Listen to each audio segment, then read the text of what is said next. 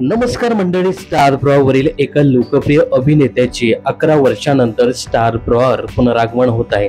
Star प्रवाहावर प्रवाह दुपार अंतर्गत प्रसारित होणारे शुभविवाह ही मालिका सध्या उत्कंठावर्धक वळणावर आहे. मात्र असे असताना या मालिकेत एका प्रसिद्ध अभिनेत्याची एंट्री होते. या प्रसिद्ध अभिनेत्याचं नाव आहे चिन्मय उदगीरकर. चिन्मय उदगीरकर हा या मालिकेत महत्त्वाची भूमिका साकारणार असून त्याच्या भूमिकेचं नाव आहे डॉक्टर संकर्षण अधिकारी.